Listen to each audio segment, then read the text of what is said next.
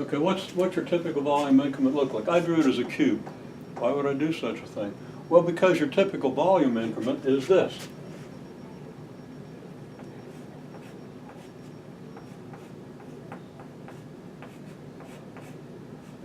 X goes from xi minus 1 to xi. There's your typical increment, right? And then y goes from here to here, right? So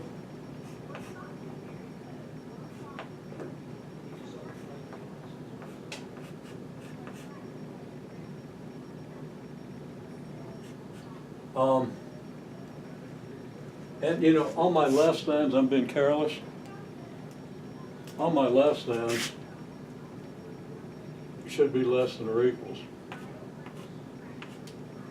Okay? But your xi is in the open interval. We're not going to put the your xi star. We're not going to put the sample point at one of the endpoints of the interval. Okay? And I should have drawn these. Try to be less careless than I am. But of course you already are more careless than I am. So, you know, try to get to my level of carelessness and go beyond it. Okay? Now you're more careless than I am. And you've got an excuse, you're just learning it, and I've got no excuse, so don't feel bad. Okay? So, when I write this, your ith interval goes from here to here, and then y goes from here to yij, right? And your z goes from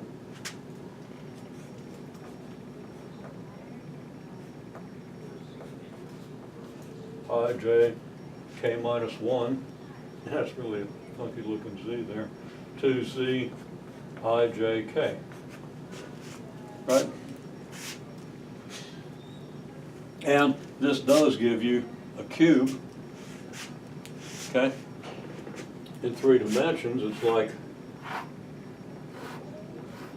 x is in some interval, y is in some interval, and z is in some interval, right? So x is between here and here, which means that you're somewhere in this strip of the xy plane, right? And y goes from here to here, so you're somewhere in this strip of the y plane, right? Of the xy plane, which means you're in this rectangle, right? Now z, you know, we just go ahead and draw the region above this rectangle. That needs to be this high. This needs to be here, right? And it goes on. But when z is between here and here, this puts you between about here and here.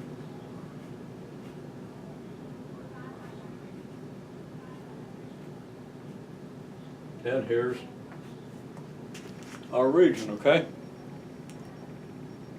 And you can imagine z is restricting you to a plane. There are different ways to look at this, but your book will show you.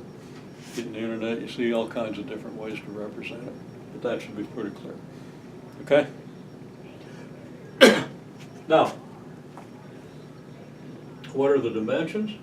Well, let's see, x is in this direction implicitly, and y is in this direction. Z is in this direction. Okay? So what are your dimensions? Well, the dimension along this side is obviously xi minus xi minus 1.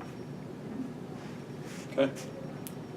Your dimension along the y, which I'll label back here because it's just convenient, yi j minus 1, or yij, sorry, minus yi j minus 1. Right? And this is zij k minus 1. No. zijk minus zij K minus 1. Right? And we call this delta xi, call this delta y ij, leave myself room,